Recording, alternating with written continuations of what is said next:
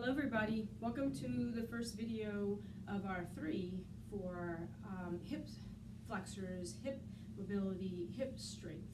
So the first part is for hip flexion, and the basic test for this is to do a squat, and we have 3 points.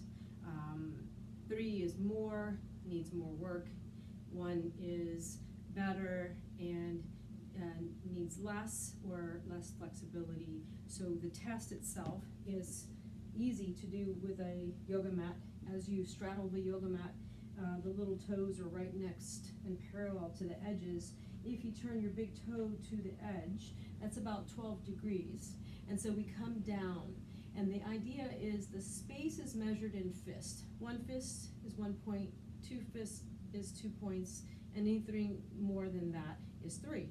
All right, so we come down nice and easy. So right about there, I can put 2 fists and a little more. That's about a 3 coming down in the squat. If you can come down even more and you can get 2 fists in there, that's a 2. And if you come all the way down and the space between the calf and the back of the leg, the hamstrings, if you cannot get 1 fist in there, that is a 1. And then we come into squats, just pressing the elbows into the inner thighs and lifting the chest. That's our objective, is to get that back as straight as possible and closing down the gap. All right, so that's the test. Make your measures, and then now I'm going to show you some exercises both to stretch and to increase strength in the hip flexor. So we'll come on down. You need a block, and we'll come on down to the floor first, and we'll work on Baddha Konasana, the soles of the feet together. So you can bring your hands behind you, press those feet together, and then see if you can move those heels right in close. It's nice to just grab the bottom of the toes and then drop the knees down. So keep the spine nice and long. If you find that you're leaning back to lay the knees down, then move the feet out and then come on up. That's your objective, is to move those feet gently in and still keep the spine upright as you lower the knees down to the floor. So that's our gentle stretching.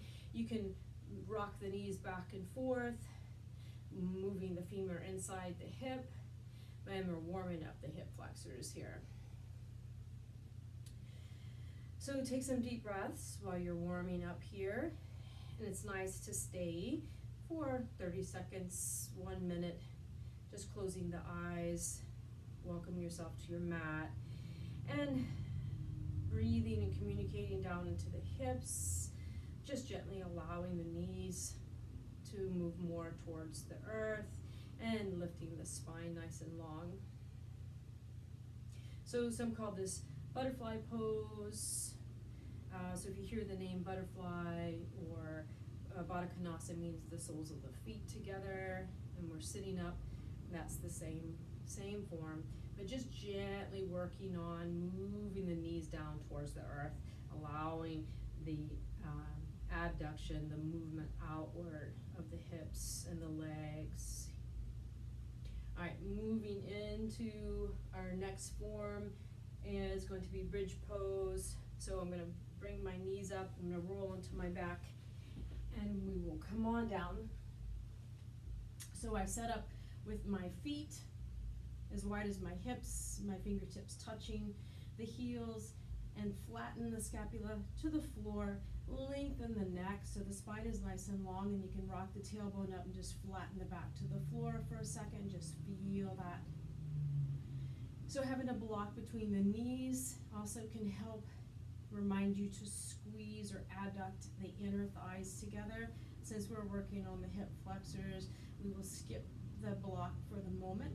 All right, hands off to the side, take a nice deep breath in, curl tailbone up to sky, press into feet, and then lift. Make sure you're not looking up at the camera to the side, but you're looking up at the ceiling, and the neck is long, and the shoulders are relaxing into the earth as you press the hips up to sky. There's a little bit of an action of the glute muscles the outside hip flexors, the psoas muscles are lengthening up towards the sky, and there's a gentle motion of the knees moving away and lengthening the top of the thighs. So the action is up on the inhale and forward on the exhale. Lift your toes and feel the balls of the feet pressing up. Don't hold your breath here. Nice and strong, lifting up.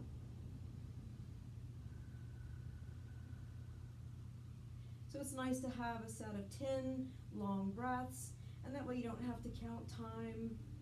So breathe nice and deep, lifting up, relaxing the shoulders as you let the hips and the legs do all the work. And lift up again, exhaling, lengthen those legs. And let's do one more deep breath in.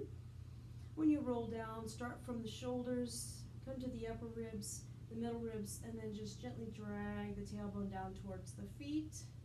And then we'll release that, bring the soles of the feet back together again. And you can bring the hands right on the top of the thighs. And you can press away and let the femurs have a little bit of space in the hip joint. And again, moving them back and forth allows a little release of the tension.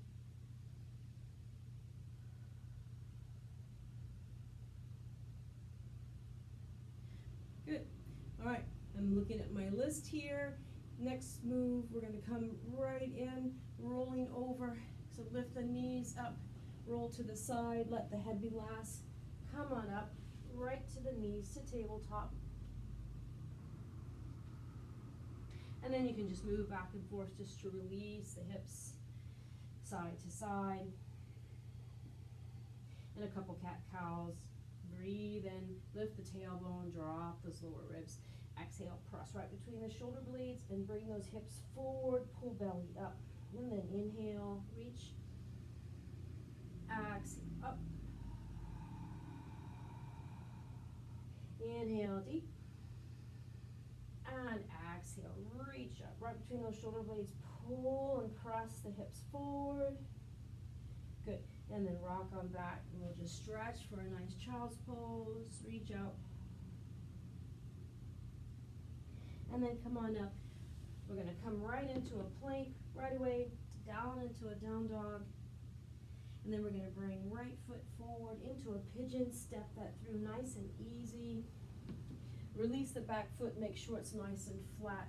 And then as you sit here, you're just gently lowering that right hip to the floor. So we use our hands as a kickstand, holding upright, just slowly letting that outside hip come down.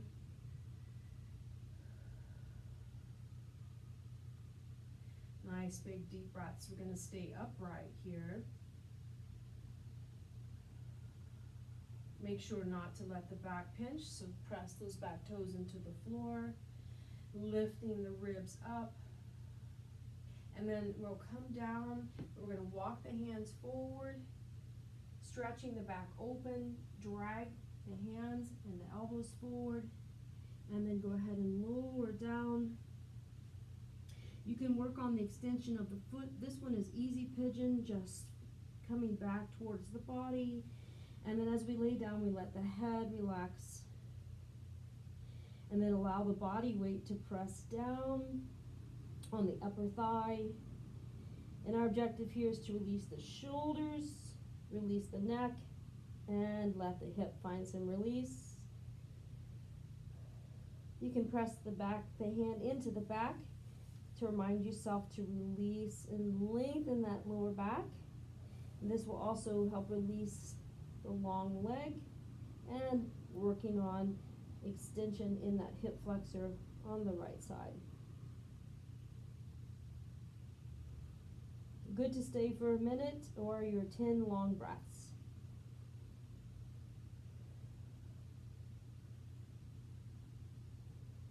And let your breath come so big the belly pushes off the leg right into the back space.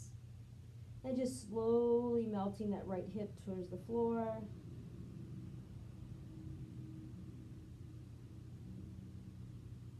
Now I know everyone is at different levels of intensity and mobility here. So gradually, just slowly letting the hip melt.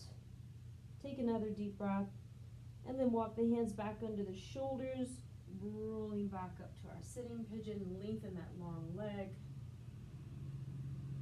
And then we press up, tuck your toes, come back to your plank, and it's nice to come back into a down dog just to stretch that out. See if you can press those heels down to the floor, lift the belly up and lengthen. Pulling left knee into chest, as high as we can get, set it down nice and easy. Lengthen that back leg, foot nice and long, and we sit up, nice and easy.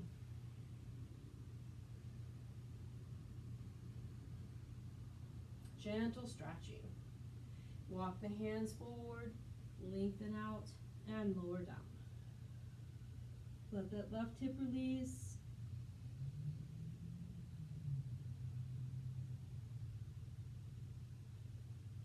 Release the shoulders, let the head fall down, and take 5 more long breaths.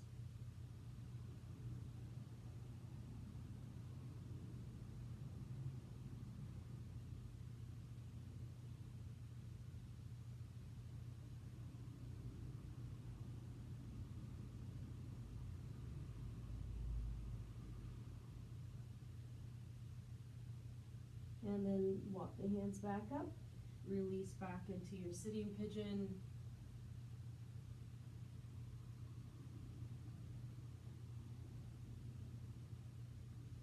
And then press up, back into plank, lengthen, back into down dog, and press that out. We're going to walk the feet right into the middle of the mat, lift the heels up nice and tall. We can work a little balance here, lift the hips up.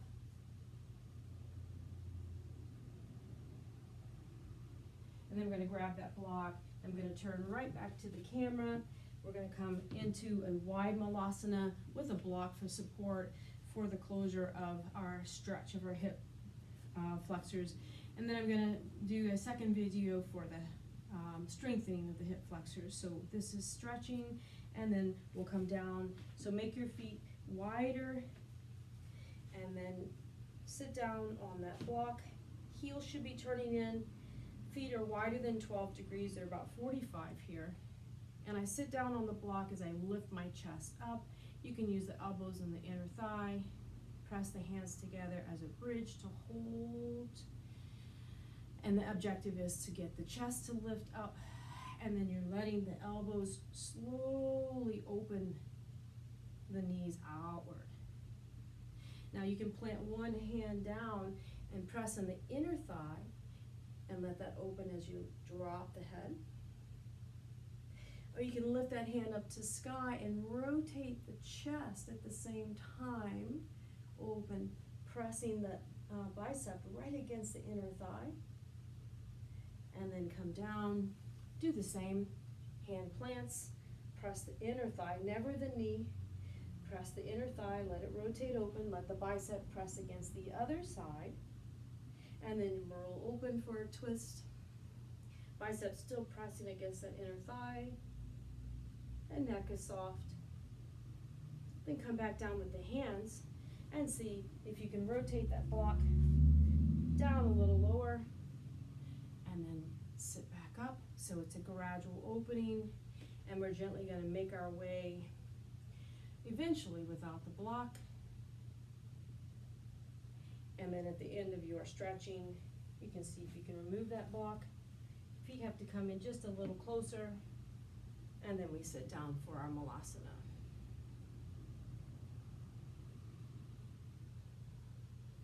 Nice big deep breaths. Stay on your block if you wish. This is a gentle working down. And then hands to floor, parallel the feet. Take a nice forward fold here to stretch. And then bring the feet together, back to a little squat as you make yourself back to the floor. Come down for our butterfly. And that's our timer extend the knees and allow them to stretch. All right, time is up. See you in the next video. Thanks.